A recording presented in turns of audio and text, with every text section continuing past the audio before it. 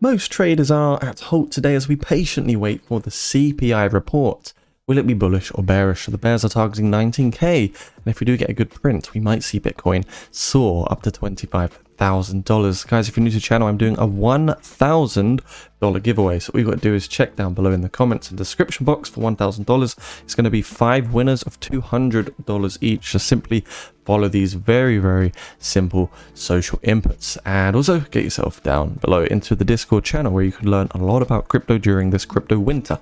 So let's have a little look. We can see people are feeling a little bit confused, and there's going to be a lot of volatility as usual. Volatility is always a key word around here, but you should never let it put you off. So it says here, if we see CPI print a nice number, more disinflation, we could see Bitcoin head towards 24 to 25k, and I think that's quite a realistic price target. Naturally, we could see a rejection there because we are still in a bear market, so we're still printing lower highs, and of course there's not much investor appetite, but we are seeing neutrality in the sentiment of the overall market at the moment when we do look at some key indicators. So at the moment, things like food, electricity, are slowly going down, which is a good sign of disinflation. But the last 12 months really have been so bad, and that's why we've seen Bitcoin just go down and down and down. It's not really serving as that hedge against inflation as we hoped it would have. So looking over here at the ons.gov website, we can see October we had a CPI rate of 9.6%. This is in the UK, 9.3% November, and also 9.2% for December. So fingers crossed we can see a 7 or 8% number this time around. That'd be very nice for the sentiment of crypto, and I'm sure that would attract a lot of bulls, and we would see a lot of people buy back into Bitcoin. Currently it's trading at 21.8k with a $420 billion market cap, which is around 42% of the market dominance of the total market capital of a cryptocurrency, which stands just above $1 trillion. That's literally just $8 million or $8 billion over 1 trillion. So that is fantastic to see. We're back in the 1 trillion territory. Clearly shows that over time, looking at your 200-day week moving averages, that things are just looking so good long term. So in 50 years time, we could speculate maybe gold will be even below Bitcoin in terms of market capital valuation. So volume has been pretty high, 20 billion over the last 24 hours. And let's look at the price chart. So we can see basically there's been a huge battle between this support of 21.3k, 21.5k as well, and Bitcoin is now starting to print a bit of a descending triangle pattern, which is typically a bearish continuation pattern, but I don't think we're going to see too much negative movement here. I don't really think we will lose the support unless the CPI print is very bad. Now, we did lose a lot of valuation just here on the 9th of February where the price came down 6%, but we were trading within a broadening horizontal channel, which does reflect a lot of volatility, and we were getting shaken out of these resistance ranges. We came up to 24.2k, but we lost that support on the trend line of 22.6k, came down towards 21.6k. So unfortunately we did see negative continuation. We can see that a major price target from this level for Bitcoin, if we do get a nice CPI print, probably will take us up to this 25.2k region, which would be about a 15% pump to the upside, guys. So that would be really nice. I wouldn't actually make any decisive movements right now. I'm just going to wait for the report and see what happens. If it looks good, might put a few longs in. If it looks bad, then naturally I'm going to feel like, okay, maybe it's time to short the market, maybe get out of that trade at around 20.3k dollars. Now let's look at the weekly time frame. We can really see how significant the last 3 weeks were. January has been a fantastic month so far for crypto. So if you did buy Bitcoin in January at the very start of the year, you'd be up around, let's have a look, you'd be up pretty much 49% on your investment, and if you are holding today, you'd still be up by 31%. So of course we can see this is a major resistance level. We're getting that rollover. If we look at this swing low to swing high, you can see we're bouncing perfectly off the Fibonacci, just around 0.382 on the retracement, which reflects the areas of key support. So ideally, if we do see negative continuation, even if we did print a lower support at 19.8k on the 0.618 fib level, it wouldn't really be a bad idea. It would just be a lower high, a lower low, a higher low. What am I on about? It'd be a higher low.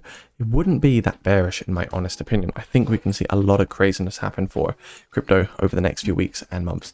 DXY, I mean, looking historically, 1985, this is because of the tightened monetary policies that we had over here, and then it came down all the way over here. So Looking at the previous years, the last time that we saw this resistance of 114 on the DXY, when DXY goes up, it's typically bad for crypto. It was all the way in 2001.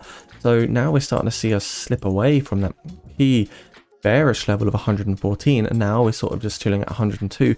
Ideally, I'd like to see the DXY drop all the way back down to around 90 to 95. That'd be really, really bullish for the overall crypto markets, which could possibly happen in the next few years. I reckon that will happen when we see the next crypto bull run, which could be in 2024, 2025. If we look at the duration spent in this particular range, it was 241 days. It was also between 2020 and 2021 where most of the bullish price action was occurring. And we can also see here in 2017, 302 days trading with the lower DXY level was also at the peak of the bull run. So we need to get back to 90 on the DXY if we do want to see those really kind of impulsive waves and the euphoria.